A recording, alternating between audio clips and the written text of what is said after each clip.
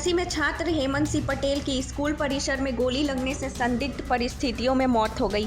सिराथू विधायक पल्लवी पटेल ने मृतक के परिजनों से मुलाकात की और योगी सरकार पर सवाल उठाए। उन्होंने आरोप लगाया कि आरोपी बीजेपी नेता और मुख्यमंत्री का स्वजातीय है, इसलिए पुलिस लिपापोती कर रही है। उन्होंने चेतावनी दी कि जरूरत पड़ी तो प्रधानमंत्री के संसदीय कार्यालय का घेराव करेंगी। साथ ही पहलगाम की आतंकी घटना पर भी उन्होंने पीएम मोदी पर निशाना साधा और कहा कि पर्यटकों की नहीं, देशवासियों की हत्या हुई है। देखिए, वाराणसी जनपद में एक जो बड़ा हत्याकांड हुआ है, जिसमें दिन दहाड़े एक विद्यालय परिसर में अधिवक्ता पुत्र और छात्र हेमंत पटेल को गोली मार के हत्या की गई है। उस संदर्भ में आज वाराणसी हम आए थे, परिवार से मिले, गांव वालों से मिले और उनसे जो उनकी शिकायतें थी, जो मांग थी और उनका जो दुख था, वो साझा करने के बाद आज पत्रकार बंधुओं के साथ मैंने बात करना उचित समझा और इसी संदर्भ में मैं आज यहाँ पर आई थी। मैम, बात की जाए तो सबसे बड़ी घटना हुई पहलगाम में आ रहा है। देखिए, पहलगाम जो एक घटना है वो हालांकि राजनीति से परे है, बहुत दुखद और हृदय विदारक है और निसंदेह जो लोग भी वहाँ पर मारे गए हैं, जो परिवारों ने अपने परिवारजनों को खोया है, उनके प्रति हमारी संवेदनाएं हैं। लेकिन दुख होता है ये सुनकर कि हमारे जो प्रधानमंत्री जी हैं वो हमारे ही देश को, नागरिकों को वहाँ पर पर्यटक मारे गए ऐसा कह रहे हैं, जबकि वास्तविकता है हमारी ही भारत की भूमि पर, हमारी ही भारत की प्रशासनिक सीमाओं के अंदर हमारे ही देश के नागरिकों का खून बहा है।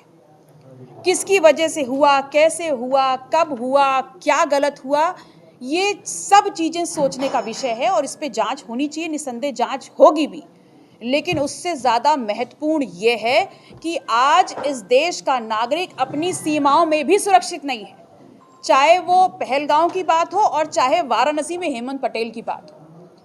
अगर वहाँ पर संरक्षण मारने वालों को पाकिस्तान दे रहा है, तो यहाँ पर जाति के नाम पर मारने वालों को संरक्षण भारतीय जनता पार्टी दे रही है। तो मेरा सवाल ये है कि दुश्मन वहाँ भी खुला घूम रहा है और दुश्मन यहाँ भी खुला घूम रहा है। आतंकवाद वो भी है और आतंकवाद ये भी है, तो न्याय कब मिलेगा, इस न्याय की गुहार है हमारी। बिहार में मोदी जी चुनाव रैली कर रहे हैं, इतनी बड़ी घटनाएं हो रही हैं, इस पे क्या कहेंगे? देखिए, भारतीय जनता पार्टी का चरित्र तो किसी से नहीं छुपा ना। उनके लिए घटनाएं जो हैं वो सिर्फ इसलिए होती हैं कि वो आ करके अपनी बड़ी बड़ी बातों को उजागर कर दें। अभी सबसे अहम ये है कि देश की आंतरिक सुरक्षा पर अटैक किया गया है, देश की संप्रभुता को लूटने का अटैक किया गया है। तो तमाम चीज़ों को भूल करके जो आतंकवाद का मेहमान नवाजी कर रहा है वो देश, उस पर अविलंब अटैक होना चाहिए ताकि उसकी जो रीढ़ की हड्डी है वो टूट जाए। और अगर हम ऐसा नहीं कर सकते हैं, हम अटैक नहीं कर सकते हैं, आक्रमण नहीं कर सकते हैं, यहाँ आतंकवाद को रोकने में विफल है, तो केंद्र सरकार जो अपने आप को विश्व गुरु होने का दंभ भरती है और जो पाकिस्तानी आतंकवादियों से हार रही है, उसको इस देश की जनता के सामने आकर के माफ़ी मांगनी चाहिए। वाराणसी की बात करें, जो लगातार पिछली घटनाएं घटी हैं, लड़की के साथ सामूहिक दुष्कर्म का मामला आया, उस स्कूल में बच्चे को गोली मारी गई जिस स्कूल में पढ़ रहा है, तो क्या देख रहे हैं कि क्राइम व्यवस्था उत्तर प्रदेश की किस तरह देख रहे हैं, क्या कहेंगे पूरे मामले को लेकर? देखिए, ये सरकार हो या केंद्र की सरकार, माननीय प्रधानमंत्री जी बोलते हैं कि हम ज़ीरो टॉलरेंस की सरकार चला रहे हैं। तो जिस घटना की आपने बात की, चाहे पहलगाम की ले लीजिए और चाहे आप वाराणसी में हुई हेमंत पटेल की हत्या की बात ले लीजिए, ये उनकी ही क्राइम के अगेंस्ट ज़ीरो टॉलरेंस की जो नीति है उस पर एक ज़ोरदार तमाचा है और ये बताता है कि आप सिर्फ मुंह के हैं, आप सिर्फ मुंह से बात कर सकते हैं, लेकिन जहां एक्शन लेने की बात आती है वहां आप बैकफुट पे खड़े हो जाते हैं। डिप्टी सीएम केशव प्रसाद मौर्य पर